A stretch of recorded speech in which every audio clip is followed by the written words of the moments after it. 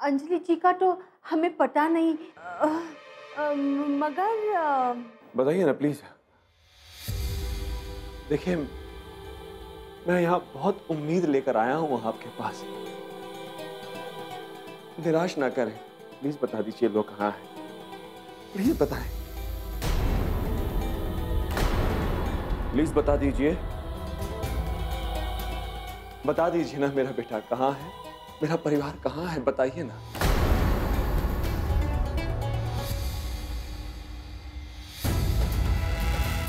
मैंने आपसे कुछ पूछा है? मेरा परिवार कहाँ है, बताइए, प्लीज बताइए मुझे। कहाँ है वो लोग? देखो, हम नहीं जानते आपका परिवार कहाँ है, पर आप यहाँ से जाइए। आप फिजूल में अपना टाइम वेस्ट कर रहे हैं। जब हमें पता चलेगा ना, हम जरूर आपको बता देंगे।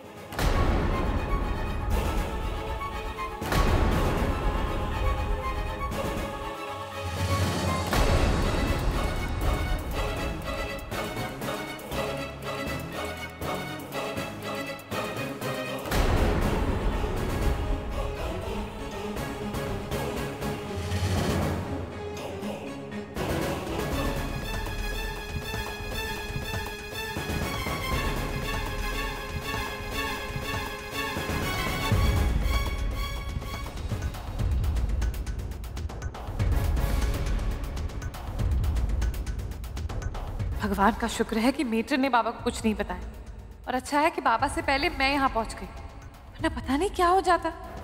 अब वरद को बता देती हूँ।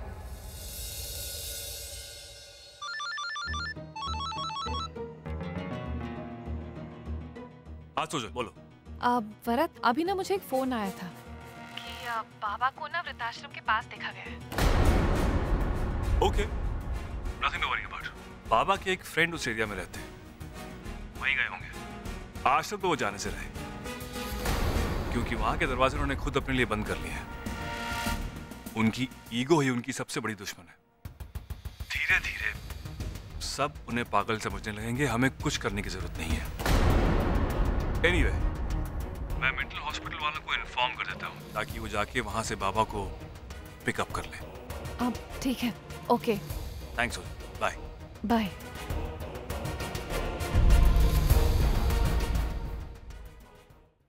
आपने निरंजन जी की हालत देखी? अरे, I was shocked to see him in that state.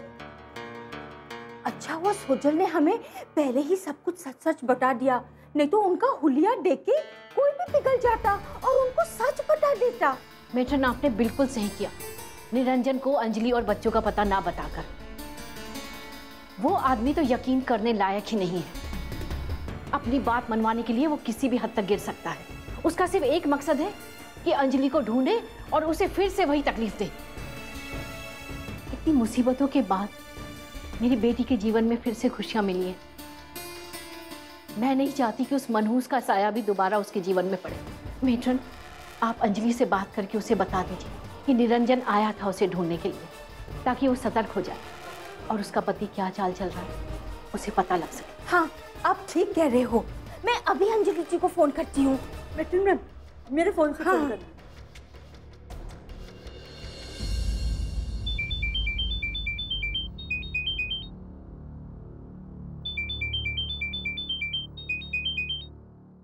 आश्रम से? हेलो अंजलि जी, मैं मेट्रिन बोल रही हूँ। कैसी हैं आप? मैं ठीक हूँ, आप कैसी हैं मेट्रन? हाँ अंजलि जी, हम सब ठीक है।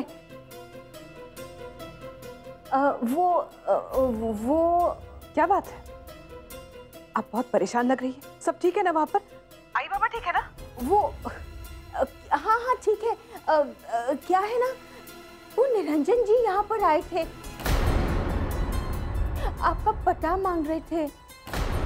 फिर? पर अच्छा हुआ कि इसके पहले ना सोजल यहाँ पर आई थी और बता रही थी कि वो घर से निकले थे आपको ढूंढने के लिए, और वो बहुत गुस्से में थे और आप सबसे बहुत नफरत करते हैं क्योंकि आप लोग उनको छोड़कर चले गए। उन्होंने खुद ऐसा कहा? नहीं, पर वो आपका पता पूछ रहे थे, लेकिन मैंने बोला कि मैं नहीं जानती कि आप लोग कहाँ हैं। देखो, आप लोग सावधान रहो, हम नहीं चाहते कि आप किसी भी मुसीबत में पड़े। ठीक है, रखती हूँ। हाँ।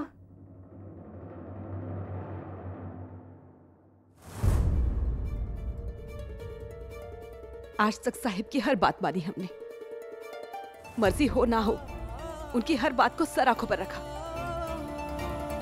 और वो इतनी नफरत करते हैं हमसे, बर्बाद करना चाहते हैं हमें। उनका घर छोड़ दिया, फिर भी उनका मन नहीं भरा। थोड़ी सी जो शांति आई थी उसे भी छीनना चाहते हैं। कहते थे इस दुनिया में सबसे ज्यादा प्यार वो श्लोक से करते हैं, उसके बिना जी नहीं सकते। समझ में नहीं आ रहा वो उनका सच था या ये?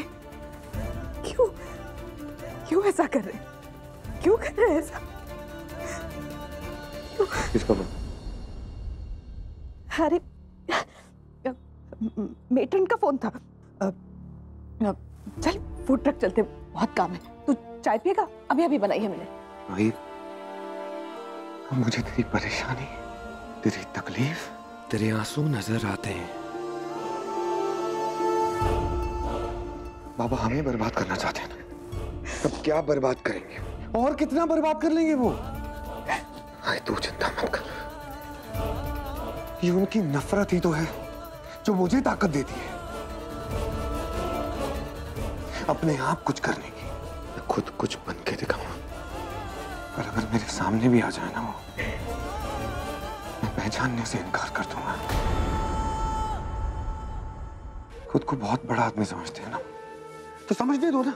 लेकिन जिस दिन मैं बड़ा आदमी बनूंगा ना, तो अपने आप को और अपनी छोटी सी सोच को मेरे सामने बहुत छोटा पाएंगे। अरे नफरत आती है मुझे कि मेरे बाबा हैं, जितनी नफरत वो मुझसे करते हैं उससे कई ज्यादा नफरत मैं उनसे करता हूं। श्लोक, जो हुआ हुआ, लेकिन तू इस बात को नहीं झुठला सकता कि वो बाबा है तेरे। नहीं है वो मेरे बाबा, मर चुके हैं वो मेरे लिए। श्लोक,